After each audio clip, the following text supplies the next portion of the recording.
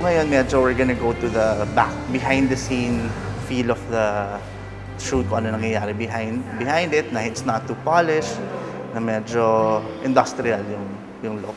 So papakita natin kung ano yung setup talaga nung lighting sa picture. So mas real siya.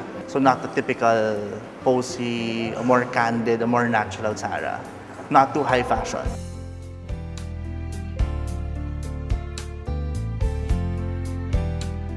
Sarah tries laughing and then but then looking down pero smiling. Kasi tumatawa.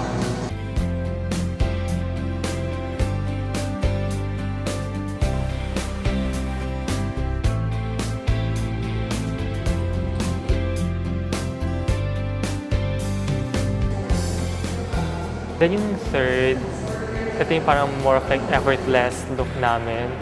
So parang casual. So parang oversized gray tee lang. And then jeans. And then bag and shoes lang.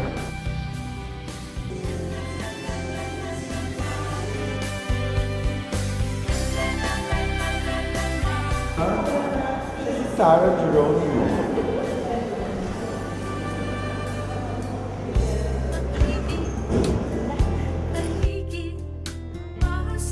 Hi, nagpa-practice ako para maging next Sarah Geronimo.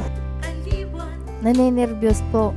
Naninervyos po ng sasayahan kasi nasuot ko na yung mga gamit ni Ma'am Sarah.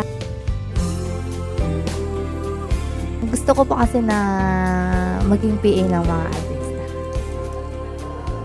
Since bata pa ako, nung naging sikat na si Ma'am Sarah, idol na idol ko na siya. Tulad ng pag-aawit, pagsasayaw niya. Ate Jean, actually hindi ko siya dati na ate dahil mas matanda ako sa kanya. 19 lang yata siya or 18.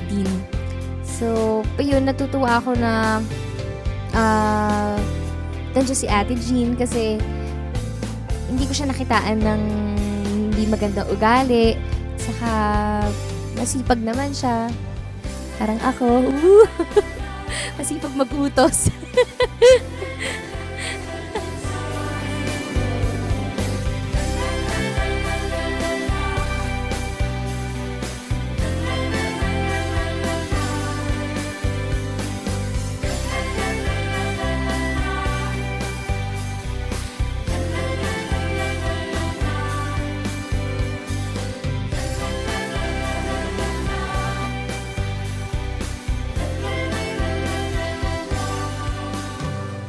Pang fourth layout na po ito, so 4 pa para 8. Tapos na. Gusto ko yung itong jacket. Hingin natin. Kasi yung fourth look, we did a navy trench and then match with a sequin leggings and a boots. So, ito yung naman parang travel look namin, traveling look.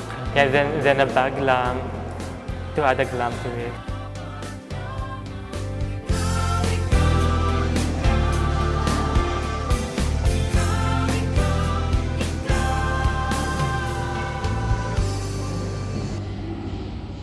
The magazine is a special just about Sarah. Now, why Sarah? Sarah kasi is an inspiration for not just her fans, but a lot of people of the same age. And sometimes natatranscend niya yung market.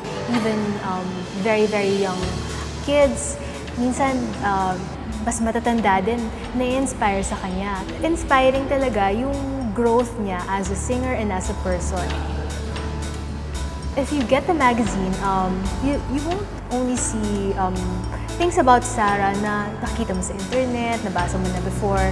Everything is new. Tapos, dagdag pa kami ng maraming content kasi meron kaming section called Love and Happiness. Kasi yun ang yun ang core ni Sarah. Yun yung essence niya.